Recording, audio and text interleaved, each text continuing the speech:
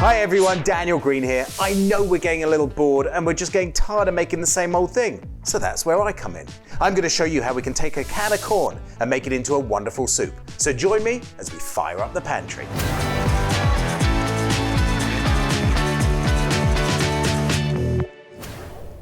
So when it comes to Chinese egg drop soup, it sounds a little complicated, but it couldn't be easier. You just need a few ingredients. Now, to a saucepan, what I'm going to do is add a can of corn. Now, I did drain it because I don't want to have a lot of liquid there, and I want to get flavor.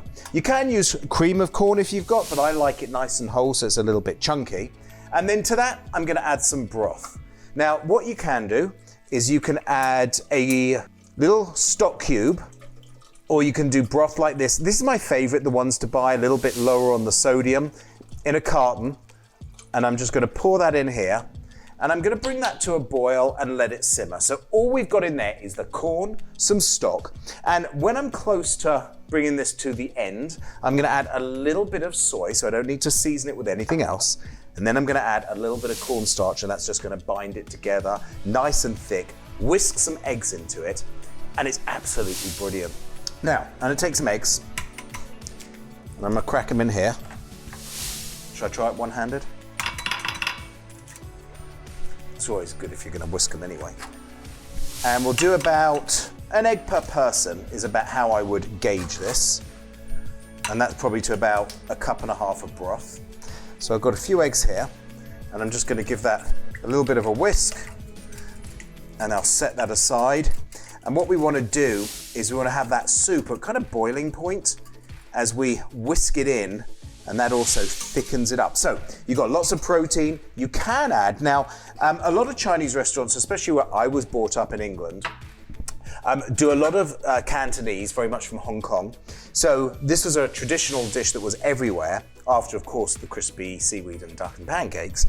And then what we'd have with that is sometimes chicken in it as well. So if you want to make it more of a meal, that's a great way to do it. Now, I put the lid on here. Of course, whenever you're boiling water, when you put the lid on, it really comes to a boil so much faster when you've got it all encapsulated and the lid's on there, and it just happens a lot quicker. How many times do you have leftover rice and it's in the fridge, you don't want to know what to do with it, you kind of feel it's old and it's gone and there's nothing you can do? We all have that, but this is a great way to use leftover rice. What I'm gonna do here is crack an egg into it. I use a lot of eggs since we've been stuck here for over 50 days. And the reason is, you know, it's a protein that lasts a long time that you can keep in the fridge. So now that's kind of blended in well. And what we're gonna do is we're gonna make little rice cakes. So all I've done is I've added a little bit of egg. I'm gonna add a little bit more of that soy that I used, or will be using for the soup. I'll turn that heat down a little and get that nicely mixed in. And then I've got some sesame oil. I use sesame oil a lot. Sesame oil is one of these beautiful oils. I know we talk a lot about olive oil being a really good saturated fat. Toasted sesame oil is exactly the same amount of saturated fat, but it actually has more flavor.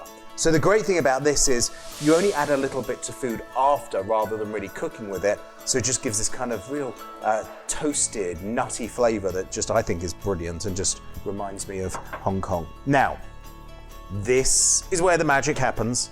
I want you to be able to buy this if you can. This I first found when I went to South Korea about 5 years ago.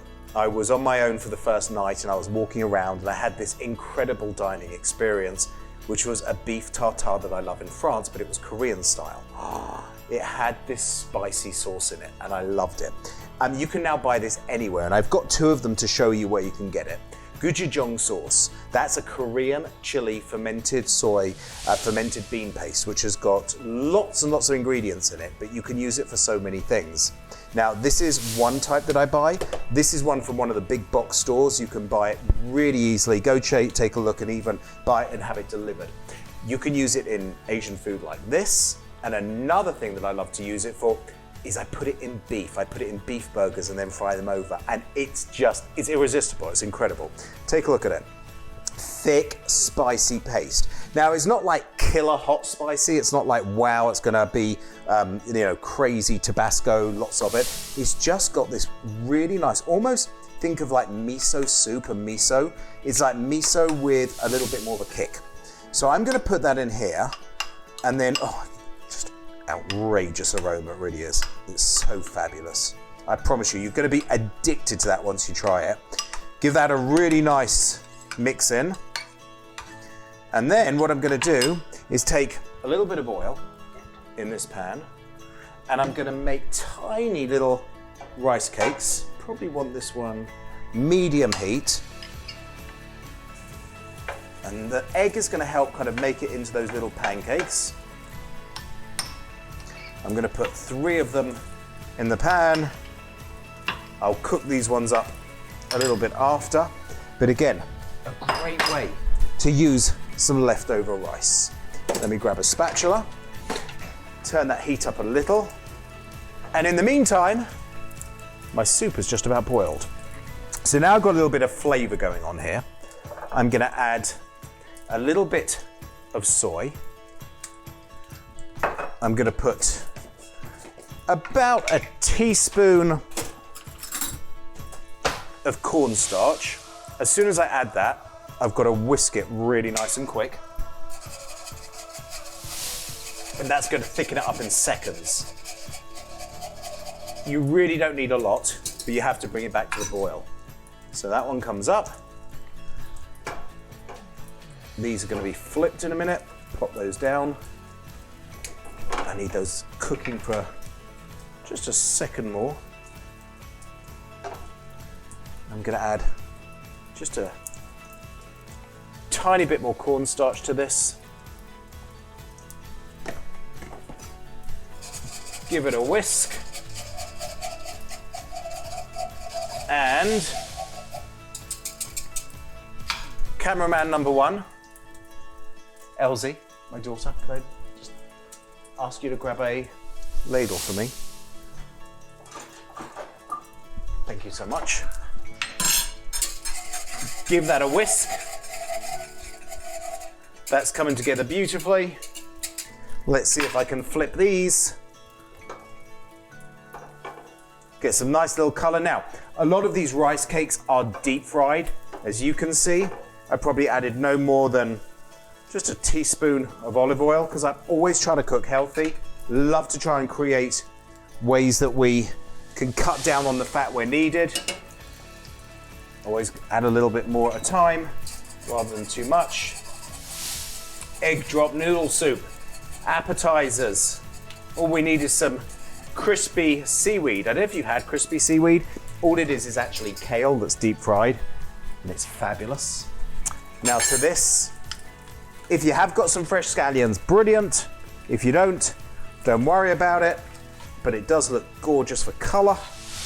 I'm just gonna use the heel of my knife and take a few slices to that.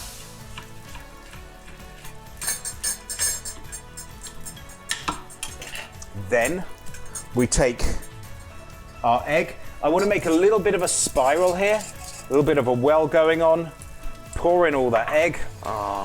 There we go. That is absolutely fabulous. And we are just about ready to roll.